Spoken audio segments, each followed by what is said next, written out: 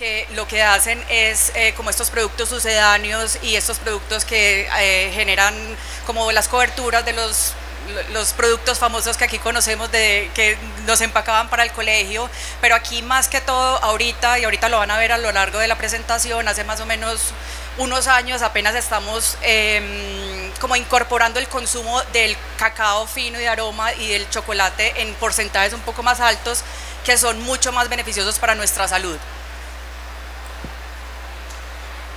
Bueno, aquí un poquito en el contexto histórico, como no sé si muchos saben y parte de esto es esto, el cacao genéticamente es de origen de toda la cuenca amazónica. Esto quiere decir que Colombia hace parte del origen del cacao, entonces para nosotros sí es muy importante apropiarnos del cacao y todo lo que venga de él.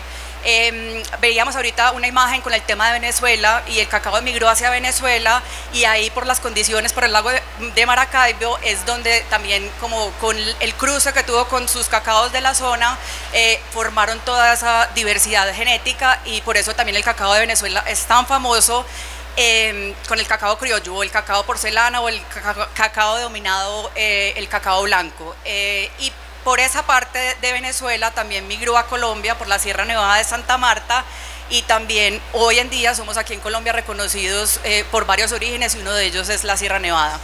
Después, con el tema de la colonización, ahí fue donde el cacao como grano empezó a migrar hacia Europa y Europa empezó a sembrar en sus colonias el cacao, por eso llegó a África, por eso está en Brasil, porque las colonias portuguesas pues ya empezaron a adoptar estos cultivos. Con la revolución industrial, pues con la llegada del carbón, el vapor, toda esta transformación tecnológica o de maquinaria, por así decirlo, el cacao llegó a Europa como lo tomaban acá los indígenas, que era pues como el cacao en grano molido con especias como achote, con los chiles, pero no compaginaba muy bien con el gusto europeo, entonces ahí con la adopción de sus gustos le empezaron a poner como el tema de la leche, el azúcar y bueno, ya se volvió a migrar otra vez a estos países y por eso tenemos esos consumos. Hace aproximadamente 20 años en Estados Unidos empezó el movimiento Bean-to-Bar, con esta transformación tecnológica y con todo esto lo que hacían y pasa un poco como cuando hay cosas de volumen que pierde un poquitico como el tema de los orígenes y el temas específicos como de los perfiles sensoriales y lo que hacen con el volumen es homogenizar las producciones, entonces ahí se empezaron a perder pues como todos los sabores únicos que tenían los cacaos de cada región y sí, hace 20 años empezó todo este movimiento de cacao del Bean-to-Bar, diferenciando orígenes, diferenciando perfiles sensoriales, dándole como protagonismo a los productores, a los países. Sigue tú con...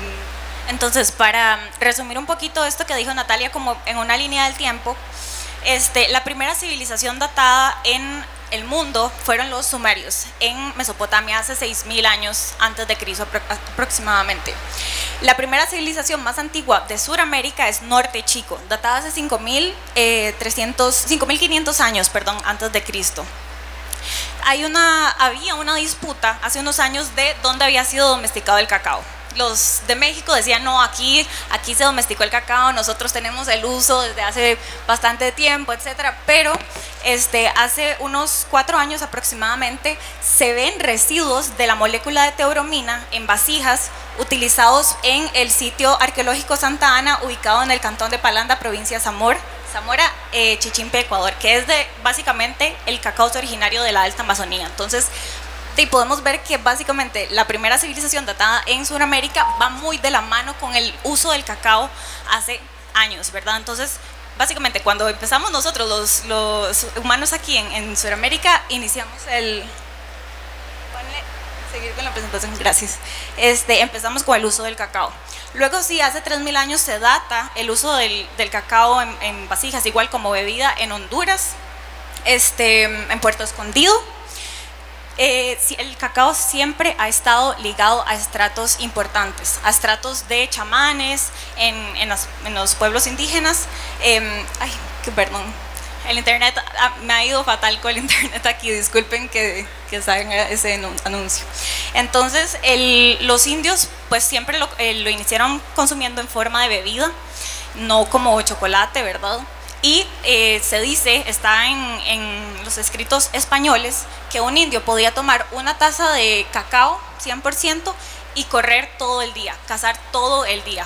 O sea, desde hace años ellos tenían el conocimiento, aunque no existían las investigaciones que hay hoy en día, de que ellos pues les daba la energía que necesitaban para poder pues pasar todo el día de caza en esos momentos. Eso a mí me lleva a preguntarme por qué el cacao ya no es tan importante como lo era antes, si realmente pues las civilizaciones han tenido esa percepción de importancia del cacao en la actividad física o en la energía como tal del ser humano.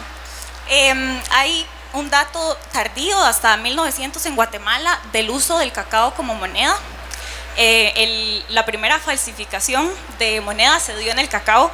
Los indios llenaban la cáscara con barro para que tuviera peso. Entonces, pues desde entonces el ingenio humano surgió con el cacao, ¿verdad? Y en 1875 es cuando se hace el primer chocolate con leche en Suiza, por Daniel Peter y Henry Nestlé.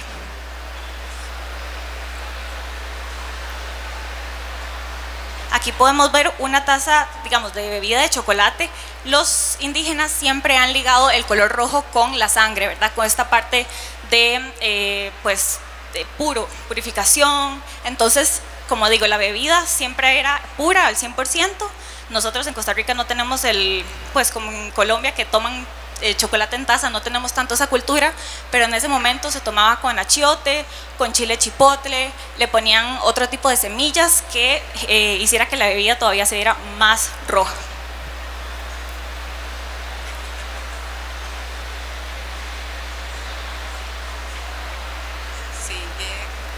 Presentar. Bueno, y hablando un poquito de Colombia, porque sigue Colombia, un poquito como en el contexto, actualmente nosotros producimos 67.700 toneladas aproximadamente, representamos el 1% en la producción total a nivel mundial. El cacao en Colombia, de esa cuenca amazónica, empezó a migrar y los primeros cultivos como más grandes y de manera pues como más amplias empezaron en Cali, en el Valle del Cauca, pero debido a una enfermedad que se llama mal de machete, pues fue erradicado y de ahí ya empezó a migrar a diferentes departamentos como Antioquia, Huila, Tolima, Santander, que ahora es el departamento en Colombia que produce más cacao. Colombia es reconocido a nivel mundial también por su tema sensorial, por su calidad. Es difícil, en el café tenemos algo como es el tema de denominación de origen. En el cacao a veces es difícil hacerlo porque, como decía Ana Laura también, la polinización es cruzada y muchas veces en un solo árbol pueden haber diferentes clones que dan diferentes sabores. Entonces es difícil decir que el cacao de Colombia tiene un sabor específico, pero sí hay características que son reconocidas, como el tema de los florales, los frutales, las nueces. ¿Qué más decía por acá?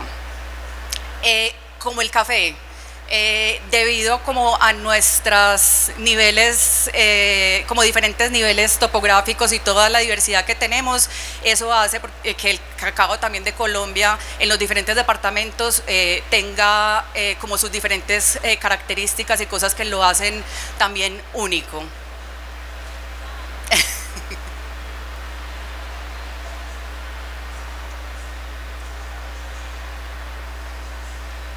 Bueno, también a diferencia de Costa Rica, contamos también con una federación de cacaoteros que lo que hace también es agremiar a los pequeños productores, ayudarles con todos los procesos de educación, tienen escuelas de fomento y también lo que hacen es comercializar pues, el cacao de Colombia. Aló, aló. Mil disculpas por eso. Bueno, ya.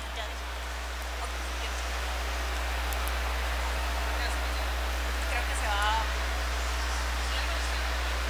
En Costa Rica, la historia del cacao también va ligada, bueno, el cacao migró más que todo de Colombia hacia la parte del Atlántico, que es la provincia que llamamos Limón.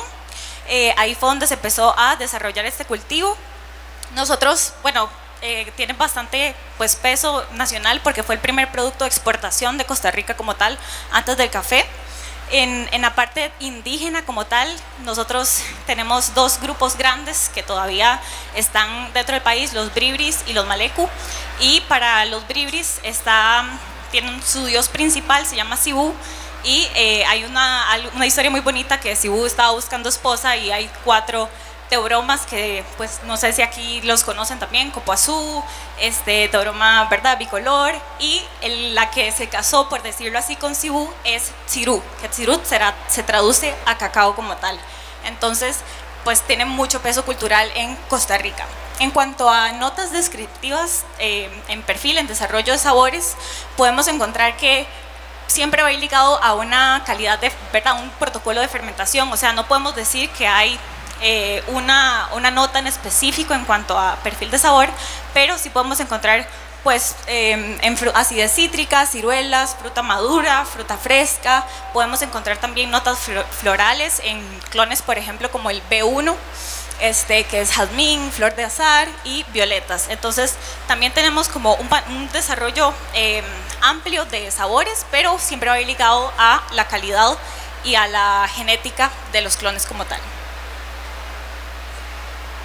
Bueno, y un poquito aquí representado en este mapa, un poco para que puedan visualmente ver el cacao, tanto como el café, se producen en zonas tropicales, entre el trópico de Cáncer y el trópico de Capricornio. Este mapa representa en los países que están en rojo, los países que son reconocidos por la ICO. Que representan producción. No quiere decir que las Guyanas no produzcan y los otros países no produzcan, pero los que representan en su producción en la ICO. Latinoamérica y el Caribe son la segunda región más productiva a nivel mundial. Los países que lideran el tema de producción son Costa de Marfil y Ghana, que aproximadamente representan el 60% de la producción del mundo.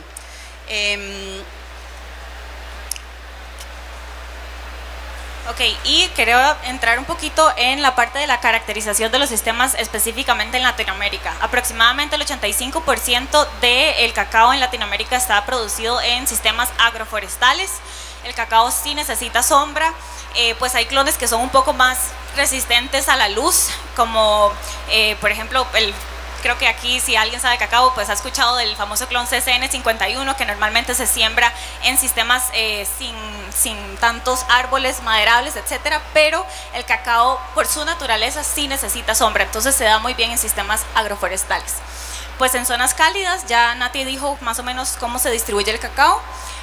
Normalmente, pues depende obviamente del país, de las condiciones, pero normalmente se siembra una densidad de 3×3 para un total de 1111 árboles de cacao en ese sistema agroforestal, en conjunto con, dependiendo de lo que quiera el productor, maderables, frutales, entre otros. En cuanto al retorno de inversión, pues esto difiere, pero hace unos días en un foro de, no sé si, bueno, ahorita el CATI está llevando un diplomado de cacao, entonces ha hecho varios foros con empresas pues pesadas, por decirlo así, del sector, y llegamos a una conclusión de que el retorno de inversión está entre unos 6 y 7 años después de haber sembrado el cacao. Esto obviamente va a depender, ¿verdad?, de las condiciones iniciales del terreno, de los costos operativos del país. Por ejemplo, en Costa Rica los costos operativos son excesivamente altos, entonces va a diferir mucho con Colombia, por ejemplo, pues a la disponibilidad de insumos y entre otros. La venta también depende. En Costa Rica, por ejemplo, todavía se sigue dando mucho la venta de cacao en baba. No sé si aquí se da más en baba, pero verdad, allá sí se vende mucho en baba, pequeños productores a pues, centros de acopios y empresas más grandes. Y pues obviamente va a depender si hay diversificación de maderables, etcétera. La productividad siempre va a ir ligada a esa fórmula que está ahí abajo: genética, suelo, clima y manejo de precios. En cuanto a un poquito este cuadro de aquí, que es ese retorno a la inversión, pues se considera que menos de 750 kilos de cacao por hectárea es o sea, es un ingreso muy bajo que va a tener el productor y no va a tener la posibilidad de darle el manejo necesario. Es decir, por ejemplo, en Costa Rica los productores tienen un solo machete para poder hacer todo el manejo de la finca. Entonces no van a poder tener ese ingreso pues necesario, entonces se considera, no sé si aquí el término se da igual, como un cultivo de hambre. Es decir, el productor no puede vivir solamente de cacao con una productividad menor a eso. Entre los 700 y los 1000 kilogramos por hectárea se considera que hay una rentabilidad media. Un productor ya puede tener un poquito más de conocimiento de, ¿verdad?, los beneficios del cacao, pero obviamente va a tener un manejo pues mayor, y mayor a los 1000 kilogramos por hectárea ya se considera de alta rentabilidad, y posiblemente ya el productor está haciendo pues turismo educativo y tenga estos otros ingresos diversificados dentro del cacao tal. Y aquí hablando un poquitico de los precios que también influyen en todos estos sistemas productivos. Ahora me imagino que muchos se han dado cuenta que el precio del cacao está como nunca antes visto, y ha estado muy inestable en los últimos años, a razón de que pues los precios en bolsa, el precio del cacao en todos los países depende mucho de los precios en bolsa, del precio de Nueva York y el precio de Londres, y como depende la producción mundial de dos grandes países, esto se ve afectado. Entonces Ghana y Costa de Marfil, los países de África, están ahora azotados por enfermedades, por plagas, el cambio climático está haciendo estragos, hay plantaciones abandonadas, la verdad es que allá el tema pues como de la venta y dedicarse como a la producción de cacao no es tan rentable. Entonces esto ha hecho que los precios estén de esta manera como en estos tiempos.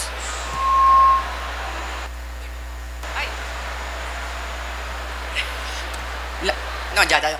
Y aquí un poquitico de los cultivos en Colombia. Yo el año pasado tuve la oportunidad de hacer un recorrido por toda la cuenca amazónica bajo un programa que se llama Heirloom Cacao Preservation Fund, que lo que buscaba era identificar y preservar todas las variedades ancestrales de cacao.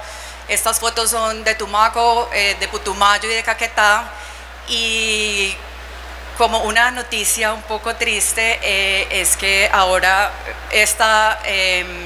estos orígenes ancestrales y esta genética ancestral la estamos perdiendo. O sea, solamente encontramos algunos árboles ancestrales en Putumayo, porque ya todo lo otro se ha ido expandiendo con modelos agroforestales y con clones que no son autóctonos de nuestra región. Y también fue noticia nacional y mundial, el año pasado ganamos el premio del Cacao de Oro de Cacao of Excellence de la asociación World Cacao en el Meta, en Guamal, y entonces ahora sí podemos decir, bueno, tenemos el mejor cacao del mundo reconocido por una pues, institución como el Cacao of Excellence. Y este año, pues que también en el mundo del chocolate hay algunos premios, en los International Choco Awards, Cacao Hunters, que es como también líder en el tema de cacao y chocolate en Colombia, ganó muchísimos premios, y Samuquia. En Costa Rica, bueno, esto también es un poquito de fotos de cómo se ven los sistemas allá, muy similares a los de acá. Escuché que mencionaste de la parte de que en Costa Rica, bueno, aquí ya está el Fede Cacao, que hace, entonces aquí existe Fede Cacao, que hace esta parte más organizativa del sector cacao como tal. En Costa Rica solo existe el ICAFE. Entonces es una institución, pues sí, que hace esta parte de ayuda social a los productores, etcétera, pero todavía en tema de cacao vamos 30 años atrasado.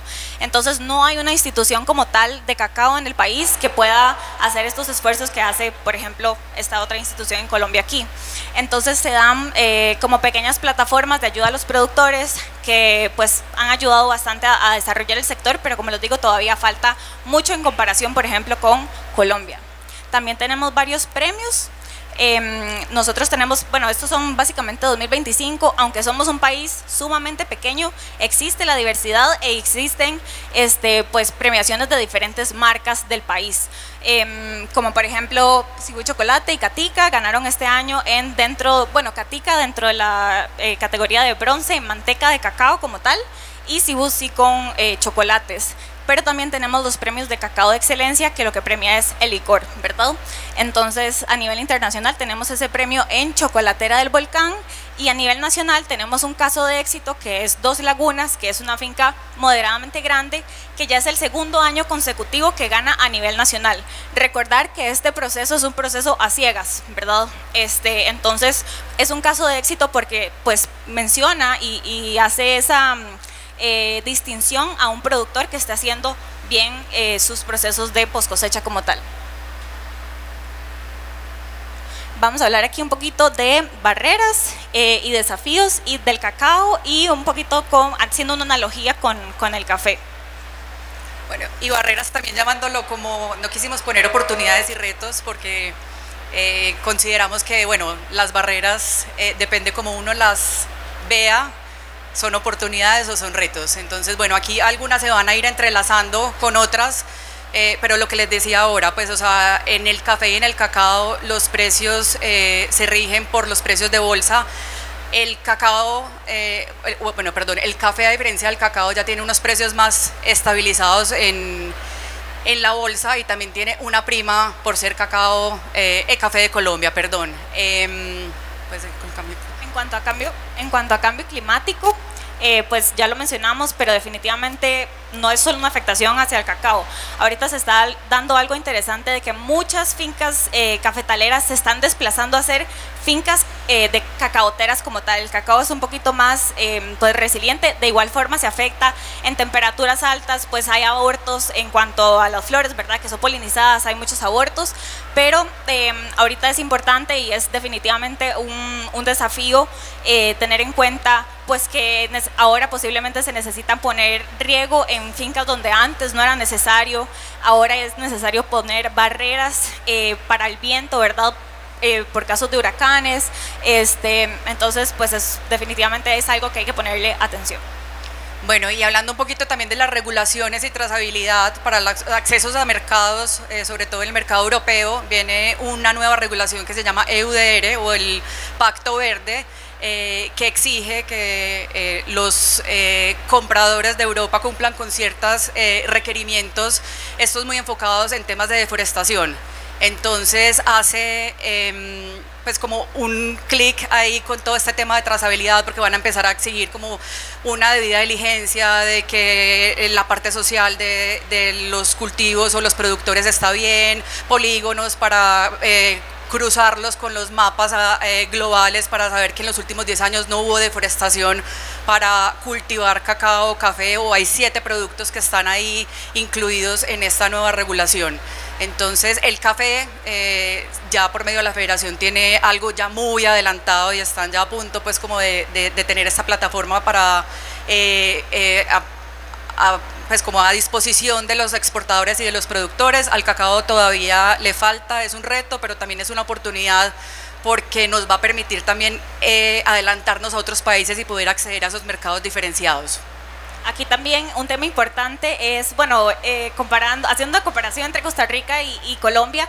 Costa Rica, por ejemplo, tiene, por decirlo así, un pase libre porque somos un país libre de deforestación. No les puedo decir que no haya deforestación porque sería una mentira, pero sí tenemos, en comparación a Colombia, pues ese pase libre.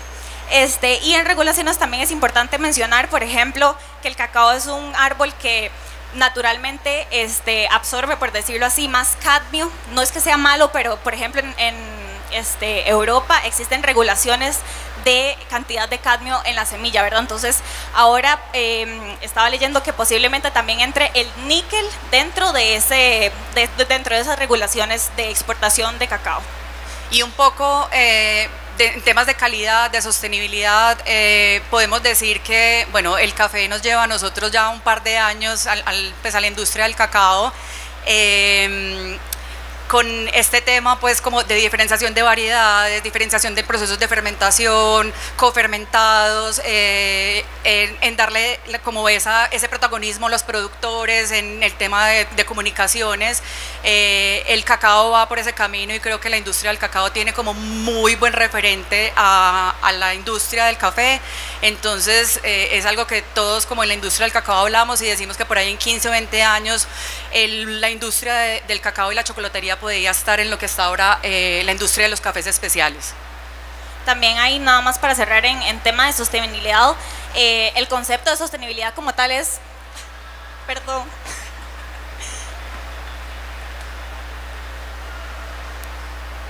no estaba nerviosa, pero ya con esos así cerrados de presentación ya me puse nerviosa. La sostenibilidad del concepto es cómo utilizar los recursos que tenemos actualmente sin comprometerlos para las nuevas generaciones.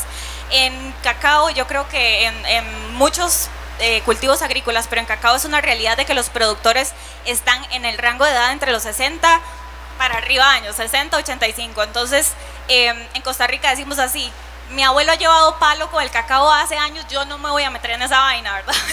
Es como un problema generacional y queremos pues que sea realmente atractivo para los jóvenes y que sea un producto que se siga dando, porque los cacaotales van a quedar en manos de nadie, básicamente, ¿verdad?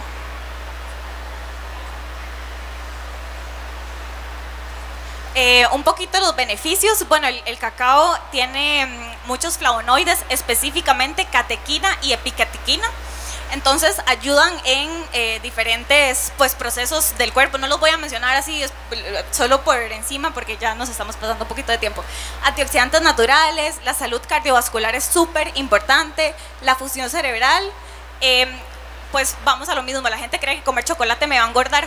No, el chocolate no engorda, y ahorita vamos a hablar cómo diferenciar un poquito el chocolate normal, normal en temas de confitería, a un chocolate de verdad.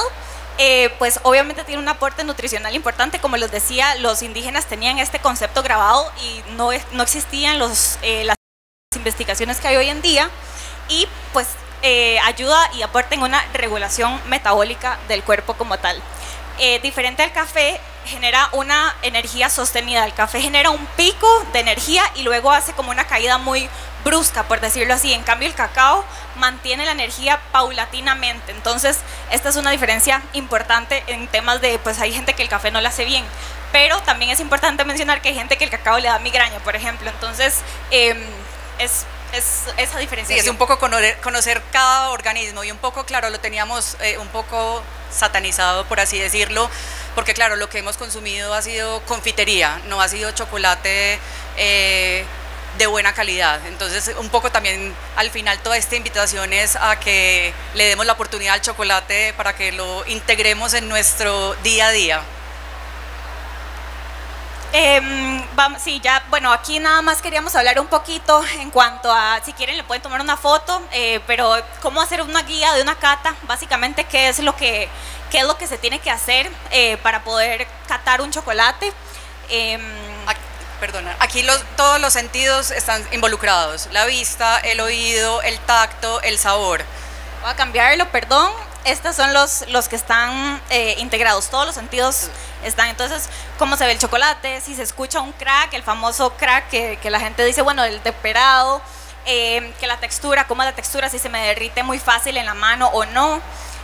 Pues obviamente el olfato es el sentido que está más involucrado en la cata, y las sensaciones de la lengua como tal.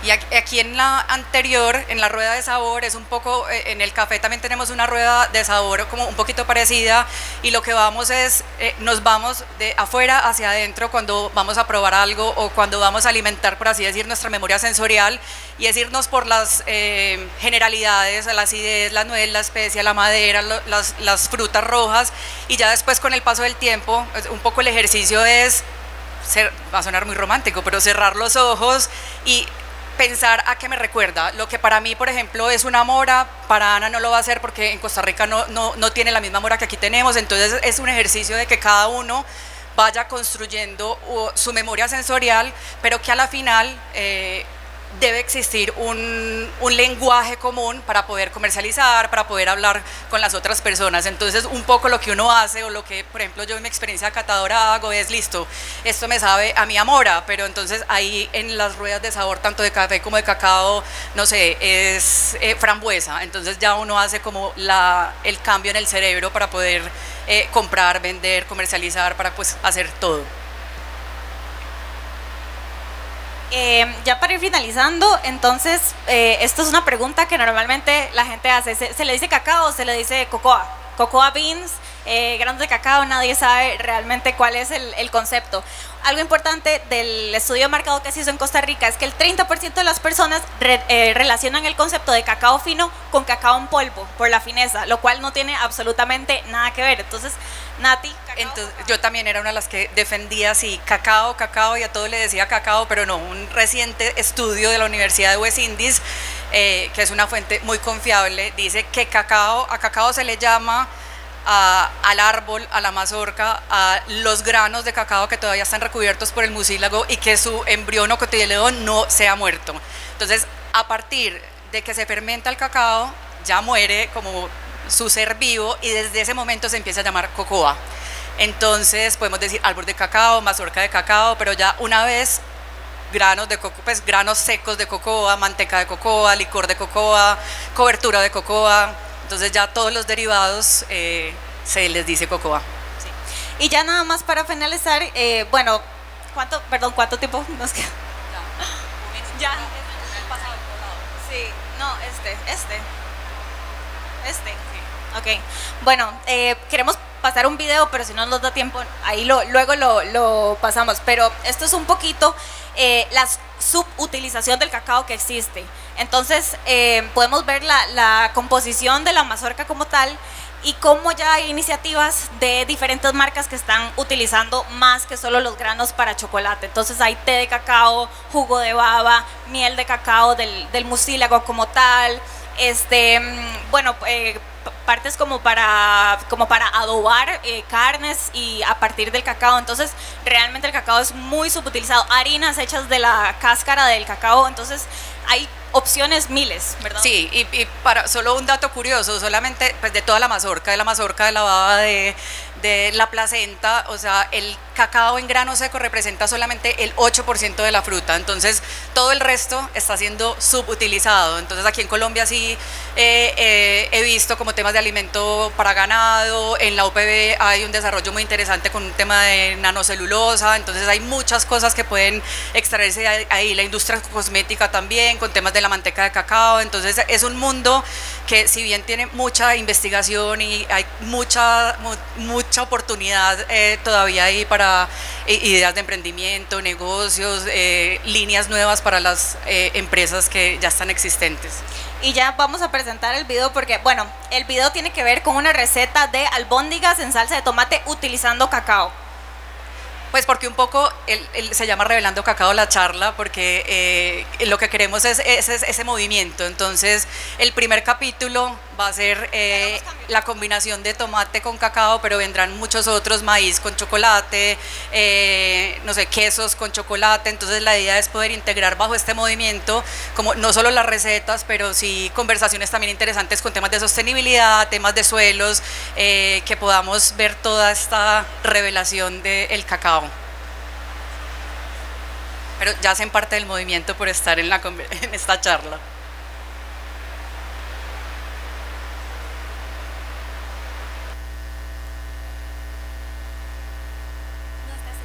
También se transmiten cuando cocinamos. La alegría, la nostalgia, la emoción o el amor, todo queda en un plato. Hoy, en el primer capítulo de Revelando el Cacao, recordamos que el cacao también pertenece a lo salado, que desde hace siglos ha sido parte de caldos, de salsas y de mesas llenas de tradición. Hoy utilizamos el cacao no como protagonista, pero sin él no sabría igual. En estos albóndigas en salsa de tomate, el cacao es ese ingrediente o emoción que transforma algo cotidiano en algo extraordinario. Este capítulo no estaría completo sin alguien que entiende que el sabor nace de las combinaciones que usualmente no pensamos. El chef Arturo Mora trabaja con lo vivo y fresco, llevando directo del huerto a la mesa.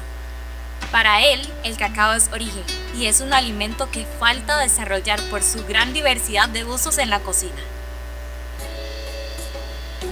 ¿Y si el cacao no fuera solo una industria? ¿Y si fuera un idioma? Un lenguaje de la tierra que se habla con los sentidos.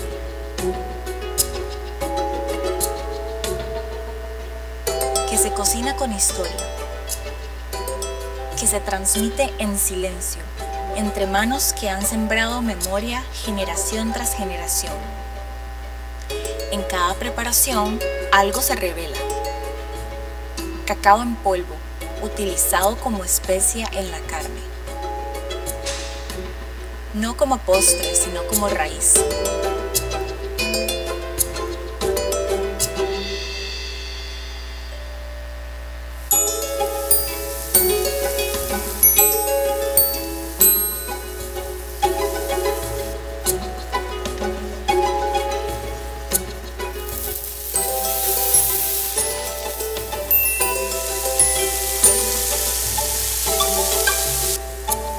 Y el chocolate, oscuro, intenso, con un 80% de historia, que se funde en la salsa de tomate no para endulzar, sino para profundizar. El tomate y el chocolate no compiten, se encuentran, se equilibran. El cacao realza la acidez natural del tomate y le da profundidad a su dulzura. Juntos crean una capa de sabor que no se puede explicar. No es una mezcla nueva, es una combinación ancestral, revelada. Esta receta es reconfortante porque muestra sencillez, sabor y memoria. Así sabe el cacao cuando se comparte, sencillo, profundo y nuestro. Porque el cacao no es tendencia, es testigo de rituales, desplazamientos, resistencias y sabor. Con esta historia no enseñamos a cocinar, enseñamos a sentir, a entender, a valorar el cacao desde la mazorca hasta el plato.